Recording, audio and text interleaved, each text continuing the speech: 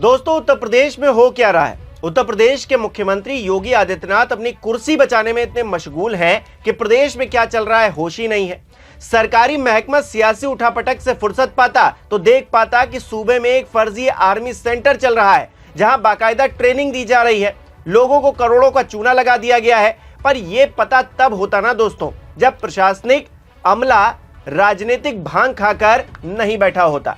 नमस्कार, मेरा नाम हिमांशु मिश्रा है। आप देख रहे हैं 4PM न्यूज नेटवर्क। दोस्तों, मैनपुरी में आर्मी में नौकरी दिलाने के नाम पर 600 लोगों से 18 करोड़ से ज्यादा की ठगी हो गई।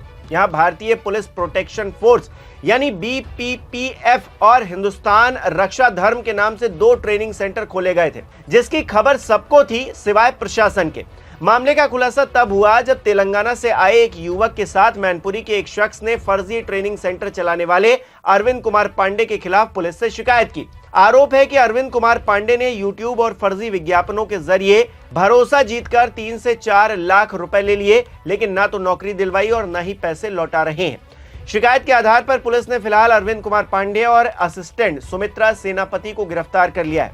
एक लड़की भी इसमें शामिल है। दोस्तों, समझिए किस तरह का रैकेट चलाया जा रहा था। इनके कब्जे से बाकायदा नकली दस्तावेज बरामद किए गए हैं, फर्जी ज्वाइनिंग लेटर, ID कार्ड, नकली गन, लैपटॉप, मोबाइल, यूनिफॉर्म समेत अन्य चीजें मिली हैं।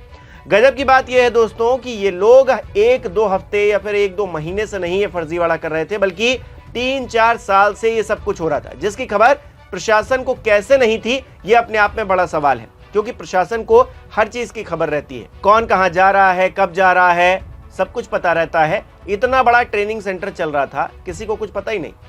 क्या कुछ प्रशासनिक लोगों का हाथ भी इस फर्जीवाड़े में शामिल था? अब तो इस बात का शक भी होने लगा दोस्तों, क्योंकि यह फर्जीवाड़ा किसी जंगल में तो हो नहीं रहा था। किशनी थाना क्षेत्र में जटपुरा चौराहा पड़ता है। यहां से करहल जाने वाले रास्ते पर एक डिग्री कॉलेज है, जिसके सामने भारतीय पुलिस प्रोटेक्शन फोर्स और हिंदुस्तान रक्षा धर्म नाम के ये फर्जी आर्मी ट्रेनिंग सेंटर चल रहे थे। ये सेंटर करीब 30 बीघा जमीन पर फैले हुए हैं। जमीन किराए पर बताई जा रही है, जहां युवकों को सेना की ट्रेनिंग देने का दिखावा किया जा रहा था। जब ये पूरा मामला खुला तब भी सेंटर पर 7 से 8 युवक ट्रेनिंग कर रहे थे। जाहिर तौर पर उनका समय और पैसा भी बर्बाद किया जा रहा था। पीड़ितों की माने तो यूट्यूब से उन्हें भरोसा मिला। तेलंगाना के रहने वाले अशोक, जो इस फर्जीवाड़े का शिकार हुए, उनका कहना है कि उन्होंने 21 जून 2024 को यूट्यूब पर एक वीडियो देखा जिसमें सेना में भर्ती दिलवाने का दावा किया गया। इसके बाद में उसने अपने 6 साथियों सागर, चंद्रशेखर, श्रीकांत, रवितेजा, विजय और लक्ष्मण को अरविंद पांडे के किशनी स्थित ट्रेनिंग सेंटर में भेजा। हर लड़के से 2 से 3 लाख रुपए वसूले गए, जिनमें से कुछ रकम ऑनलाइन दी गई और कुछ नगद। 3 महीने की ट्रेनिंग के बाद भी किसी युवक को नौकरी नहीं मिली। जितने लोग गए थे उनमें से कोई भी रोजगार नहीं पा पाया। सोचिए दोस्तों, जब संचालक से संपर्क किया गया तो उन्होंने भी फोन उठाना बंद कर दिया। ये आरोप लगाया गया है पीड़ित की तरफ से। फिलहाल शुरुआती जांच में पता चला है कि अरविंद पांडे उत्तर प्रदेश के अलावा भी कई अन्य राज्यों में अपना ये फर्जीवाड़ा चला रहा था, अपना सेंटर खोलकर बैठा हुआ था। यूट्यूब और लोकल एजेंट्स के जरिए वो युवकों को बहलाता फुसलाता था, सेंटर पर लाता था, उनसे वसूली करता था। इस गिरोह की जड़ें मैनपुरी से नोएडा, उत्तराखंड तक फैली हुई हैं, ये बताया जा रहा है, जहां पहले भी इसी तरह के फर्जी केंद्र चलाए जा चुके हैं। आरोपी तेलंगाना, हरियाणा, राजस्थान, उत्तराखंड और ओडिशा जैसे राज्यों से युवाओं को फर्जी ट्रेनिंग के नाम पर बुलाते और फिर उनसे किस तरह से वसूली की जाती आप देख ही रहे हैं। पुलिस पूछताछ में पता चला है कि आरोपी अरविंद खुद को सेना का रिटायर्ड कैप्टन और डॉक्टर बताकर ठगी किया करता था। वो पहले हिंदुस्तान दंत मंजन नाम की टूथपेस्ट कंपनी और मिस इंडिया कंपटीशन की तैयारी के नाम पर भी धोखाधड़ी कर चुका है। ये जानकारी सामने आई है।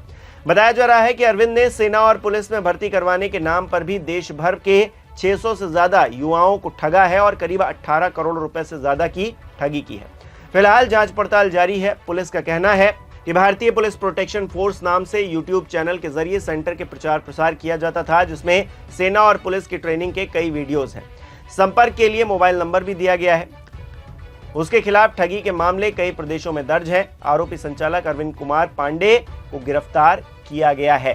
बहरहाल पुलिस ने अरविंद और सुमित्रा के खिलाफ दर्ज मामले में BNS की धारा 338, 336(3), 340(2), 205 BNS, भारतीय राष्ट्रीय चिन्ह अधिनियम की धारा 11 और private security agency regulation act की धारा 20(2)/21 भी जोड़ा है, ताकि इस मामले में आरोपियों को सख्त से सख्त सजा मिल पाए। पर हमारा सवाल दोस्तों यहीं पर है कि एक शख्स 3-4 साल से एक फर्जी ट्रेनिंग सेंटर चला रहा था, कई राज्यों में उसके खिलाफ केस भी दर्ज है और किसी भी प्रशासनिक अधिकारी को इसकी भनक तक नहीं है।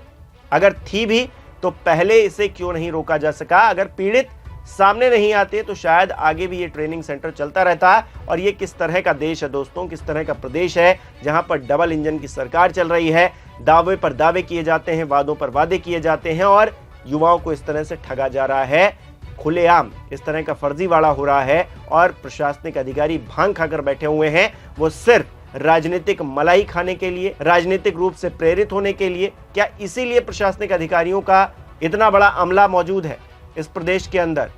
गरीबों पर हो रहे उत्पीड़न का कोई होश ठिकाना नहीं है। और जिस तरह से फर्जी ट्रेनिंग सेंटर चल रहे हैं, जो ये बच्चे हैं जिनसे 2 से 3 लाख रुपए ले लिए गए, उनको 2-3 महीने की ट्रेनिंग या फिर उससे ज़्यादा की ट्रेनिंग दी गई और फिर कहा गया कि आपको नौकरी नहीं मिलेगी। अब बताइए वो बेचारे कहाँ जाएंगे? एक तो नौकरी नहीं है, आप सही तरीके से नौकरी नहीं दे पा रहे, ऊपर से ये जो फर्जी ट्रेनिंग सेंटर चल रहे हैं इनको भी नहीं रोक पा रहे। अपने आप में कितनी दुर्दशा है दोस्तों प्रदेश के अंदर, आप खुद ही बताइए हमें कमेंट करके।